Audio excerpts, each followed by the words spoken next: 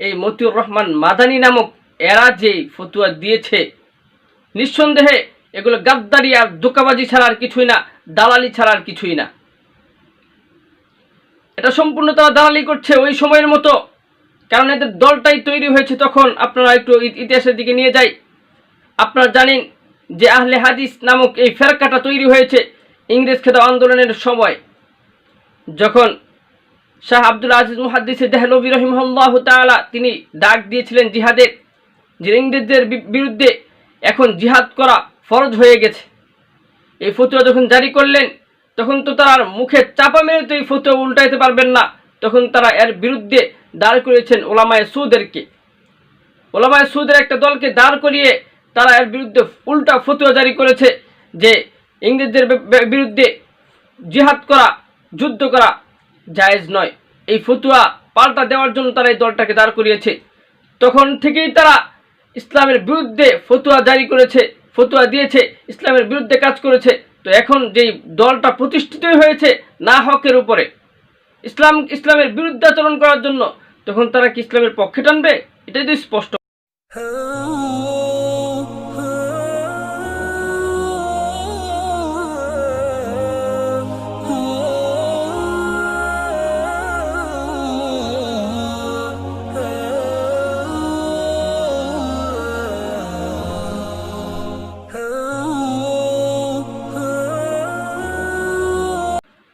বিসমিল্লাহির রহমানির রহিম।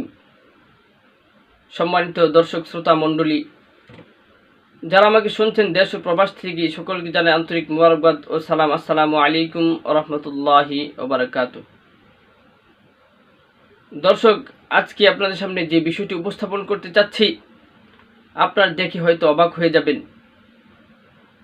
যে সারা বিশ্ব যখন নবীর ব্যঙ্গচিত্র অঙ্কনকারীদের বিরুদ্ধে গণ আন্দোলন করছে, ফ্রান্সকে বয়কট করছে এবং তাদের প্রোডাক্ট, তাদের পণ্য বর্জন করার জন্য আহ্বান করছে, এমন সময় এক মুফতি সাহেব, লা মাযহাবির অনুসারী মুফতি সাহেব, তিনি ফতোয়া দিয়েছেন যে তাদের বিরুদ্ধে গণ আন্দোলন করা, বয়কট করা এবং তাদের পণ্য ব্যবহারের বয়কট করা ইত্যাদি ফিতনা ফাসাদের কাজ, এবং এগুলো শরীয়ত সমর্থিত কোনো কাজ নয়, স্পষ্ট ভাষায় তিনি বলছেন। আমি ওই মুফতি সাহেবকে লক্ষ্য করে বলার আগে আমি আপনাদেরকে ওনাকে পরিচয় করে দিই। অনেকে হয়তো চিনতেছেন না যে উনি কে। একটু পিকচারটা দেখলেই আপনারা চিনতে পারবেন, একটু দেখে আসুন উনি কে। অনেকে হয়তো এখন চিনে ফেলেছেন যে উনি কে, অনেকে চিনেন নাই। তিনি মতিউর রহমান মাদানী। তিনি যে ফতোয়া দিয়েছেন এই বিষয়টি আমি আপনাদেরকে এখন বললাম, এখন আপনারা ওনার মুখ থেকে একটু শুনে আসুন। আর আজকাল এক শ্রেণীর উনি লোকেরা কি বলেছেন। এত আবেগী মনে করে যে এগুলির প্রতিবাদ মানে হচ্ছে রাস্তায় নেমে যাওয়া, তারপরে আপনার মিছিল করা, বিক্ষোভ প্রদর্শন করা, আর তারপরে আপনার দূতাবাস ঘেরাও করা, আর কোথাও অগ্নিসংযোগ করে দেওয়া, ভাঙচুর করা, এগুলো কোনোটাই ইসলাম সমর্থন করে না। যেসবগুলি বর্তমান যুগে লোকেরা করছে এগুলি ইসলাম সমর্থন করে না। জি, এগুলি দিয়ে ইসলামের কোনো উপকার করে দিচ্ছেন না, বরং ইসলামকে বদনাম করছেন, মুসলিম উম্মাকে বদনাম করছেন, মুসলিমার আসল রূপকে বিকৃত করে দিচ্ছেন। মুসলিমদের কাছে ইসলামের সৌন্দর্য তুলে ধরছেন না। আপনারা শুনলেন তখন যাবত উনি যে ফতোয়া দিয়েছেন, এই ফতোয়া শুনলেন। এখন আমরা আসুন আপনাদেরকে উল্লেখ করি যে আসলে 7 মে রসুলদের বিরুদ্ধে এই যে আমরা আন্দোলন করছি, গণজোয়ার করছি, বয়কট করছি, এগুলো কি শরীয়ত সমর্থিত কি না। উনি যে বললেন শরীয়ত সমর্থিত না, আমরা আপনাদেরকে প্রমাণ করে দিব যে শরীয়ত সমর্থিত কি না।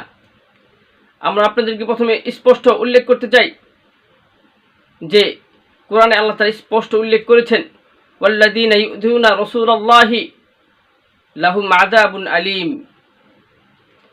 যারা রাসূলুল্লাহ সাল্লাল্লাহু আলাইহি সাল্লামকে কষ্ট দেয় তাদের জন্য রয়েছে যন্ত্রণাদায়ক শাস্তি। এরপরে আমরা স্পষ্ট রাসূল সাল্লাল্লাহু আলাইহি সাল্লাম থেকে আমল পাই। রাসূলুল্লাহ সাল্লাল্লাহু আলাইহি ওয়াসাল্লাম এর সময় তিনি জীবদ্দশায় এক ইহুদি রাফে আবু রাফে তিনি ওই ব্যক্তি রাসূলুল্লাহ সাল্লাল্লাহু আলাইহি সাল্লামকে গালিগালাজ করত এবং তার নামে কুৎসা রটাতো, বিভিন্ন ধরনের প্রপাগান্ডা চালাতো, যার কারণে রাসূলুল্লাহ সাল্লাল্লাহু আলাইহি ওয়াসাল্লাম তাকে হত্যার জন্য নির্দেশ জারি করেন এবং তাকে হত্যার জন্য কিছু আনসারী সাহাবীদেরকে নিযুক্ত করেন। রাসূলুল্লাহ সাল্লাল্লাহু আলাইহি ওয়াসাল্লাম জীবদ্দশায় তার কটূক্তিকারীদেরকে শাস্তি দিয়েছেন, হত্যা, প্রাণ নাশের হুকুম দিয়েছেন। শুধু তাই নয়, আল্লাহ তাআলা আপনারা লক্ষ্য করেছেন, আল্লাহ তাআলা স্পষ্ট কোরআনে যখন তার রাসূলকে গালি দিয়েছে, তাদেরকে স্পষ্ট ভাষায় আল্লাহ তাআলা তার ধ্বংসের জন্য বদদোয়া করে দিয়েছেন। সাথে সাথে আপনারা জানেন যে তাব্বাত ইয়াদা আবি লাহাবি ওয়া তাব, এই সূরাটা নাজিল হয়েছে তখনই যখন রাসূলুল্লাহ সাল্লাল্লাহু আলাইহি ওয়াসাল্লামকে বদদোয়া তারা দেওয়া শুরু করেছিল যে মুহাম্মদের হাত ধ্বংস হোক, হস্তদ্বয় ধ্বংস হোক, তখন আল্লাহ তাআলা এই আয়াত জারি করে পাল্টা জবাব দিয়ে দিয়েছিলেন যে তাব্বাত ইয়াদা আবি লাহাবি ওয়া তাব, আবু লাহাবের হস্তদ্বয় ধ্বংস হোক এবং সে নিজেও ধ্বংস হোক। এমনইভাবে সূরা কাউসারও আল্লাহ তাআলা উল্লেখ করেছেন ইন্না শানিআকা হুয়াল আবতার, যারা রাসূলুল্লাহ সাল্লাল্লাহু আলাইহি ওয়াসাল্লামকে নির্বংশ বলতো তাদেরকে লক্ষ্য করে আল্লাহ তাআলা স্পষ্ট বলেছেন যে যারা রাসূলুল্লাহ সাল্লাল্লাহু আলাইহি ওয়াসাল্লামকে নির্বংশ বলে তারাই নির্বংশ। এমনইভাবে শুধু তাই নয়, খুলাসাতুল ফতোয়া, এখানে আবু তাহের বুখারী রাহিমাহুল্লাহু তাআলা তিনি উল্লেখ করেন যে মুহিত কিতাবে রয়েছে যে সমস্ত ব্যক্তি আল্লাহ রাসূল সাল্লাল্লাহু আলাইহি ওয়াসাল্লামকে কটূক্তি করবে, গালিগালাজ করবে, অথবা তার ধর্মীয় কোনো বিষয়বস্তু নিয়ে প্রপাগান্ডা চালাবে, কটূক্তি করবে, অথবা তার কোনো চরিত্র নিয়ে অথবা তার কোনো আখলাক নিয়ে, ব্যবহার নিয়ে কটূক্তি করে, তখন চাই সে মুসলমান হোক অথবা মুসলিম দেশের কোনো কাফের হোক অথবা অমুসলিম দেশের কোনো কাফের হোক, যে দেশেরই হোক সে, তার জন্য তার শাস্তি কায়েম করতে হবে মৃত্যুদণ্ড। স্পষ্ট এই কথা উল্লেখ রয়েছে। তো দর্শক, স্পষ্ট যে বিষয়গুলো শাতিমে রাসূলের ব্যাপারে স্পষ্ট বিধান হলো কতল করা, তো স্পষ্ট শরীয়তে বিধান রয়েছে, চাই সে কাফের হোক অথবা মুসলিম হোক, তার ব্যাপারে স্পষ্ট শরীয়তে বিধান থাকার পরেও এই মতিউর রহমান মাদানী নামক এরা যে ফতোয়া দিয়েছে, নিঃসন্দেহে এগুলো গাদ্দারি আর ধোঁকাবাজি ছাড়া আর কিছুই না, দালালি ছাড়া আর কিছুই না। এটা সম্পূর্ণ তারা দালালি করছে ওই সময়ের মতো, কারণ এদের দলটাই তৈরি হয়েছে তখন। আপনারা একটু ইতিহাসের দিকে নিয়ে যাই। আপনারা জানেন যে আহলে হাদিস নামক এই ফেরকাটা তৈরি হয়েছে ইংরেজ খেতাব আন্দোলনের সময়, যখন শাহ আব্দুল আজিজ মুহাদ্দিস দেহলভী রাহিমাহুল্লাহু তাআলা তিনি ডাক দিয়েছিলেন জিহাদের, যে ইংরেজদের বিরুদ্ধে এখন জিহাদ করা ফরজ হয়ে গেছে। এই ফতোয়া যখন জারি করলেন তখন তো তারা মুখে চাপা মেরে তো এই ফতোয়া উল্টাইতে পারবেন না, তখন তারা এর বিরুদ্ধে দাঁড় করিয়েছেন ওলামায়ে সুদেরকে। ওলামায়ে সুদের একটা দলকে দাঁড় করিয়ে তারা এর বিরুদ্ধে উল্টা ফতোয়া জারি করেছে যে ইংরেজদের বিরুদ্ধে জিহাদ করা, যুদ্ধ করা জায়েজ নয়। এই ফতোয়া পাল্টা দেওয়ার জন্য তারা এই দলটাকে দাঁড় করিয়েছে।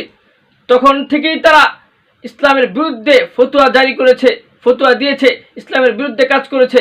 তো এখন যেই দলটা প্রতিষ্ঠিত হয়েছে না হকের উপরে, ইসলামের বিরুদ্ধাচরণ করার জন্য, তখন তারা কি ইসলামের পক্ষে টানবে? এটাই তো স্পষ্ট কথা। তো আমরা এটাই স্পষ্ট বুঝতে পারলাম এই সমস্ত মাদানি টাদানি যারা আছে এদের কাজই হলো ইসলামকে কিভাবে কাটছাট করে ধ্বংস করা যায় এই পায়তারা এবং অপচেষ্টা তারা করছে, এবং এটাই করছে আমরা স্পষ্ট এখান থেকে বুঝতে পারলাম। আজকে সারা বিশ্ব যখন, সারা দুনিয়া যখন, পুরা মুসলিম বিশ্ব যখন এই সমস্ত কটূক্তিকারী, এই সমস্ত ব্যঙ্গচিত্রকারীদের বিরুদ্ধে ফুঁসে উঠেছে, আন্দোলন করছে, সারা বিশ্ব যখন রাসূলের সম্মান হানির বিরুদ্ধে উঠে পড়ে লেগেছে, তখন এই সমস্ত ব্যক্তিরা ফতোয়া দিয়ে কিছু মানুষকে দূরে সরানোর জন্য এই সমস্ত অপপায়তারা করছে।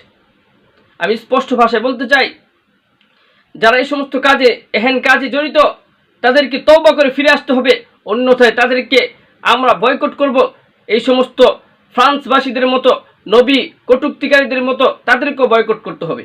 এজন্য দর্শক, আমি আজকে আলোচনা করি, এটাই আমি বোঝাতে চাই যে ফ্রান্সকে বয়কট করার পাশাপাশি এই সমস্ত ওলামায়ে সুদেরকেও আপনারা বয়কট করুন, অন্যথায় তারা ওলামায়ে কেরামের মাঝে এবং অন্যান্য জাতি মুসলমানের মাঝে তারা বিভেদ সৃষ্টি করবে। দাঙ্গা সৃষ্টি করবে এবং ফাটল সৃষ্টি করবে। মুসলমানদের আজকে এই মোহাব্বতের বন্ধন, ভালোবাসার বন্ধন, এই সমস্ত বন্ধন টিকে থাকবে না। কারণ তারা ভালোবাসার দাবি নিয়ে আজকে মাঠে নেমেছে। যা নিজের প্রাণ থেকে, নিজের জীবন থেকেও রাসূলুল্লাহ সাল্লাল্লাহু আলাইহি ওয়াসাল্লামকে বেশি ভালোবাসে, তারাই আজকে মাঠে নেমেছে।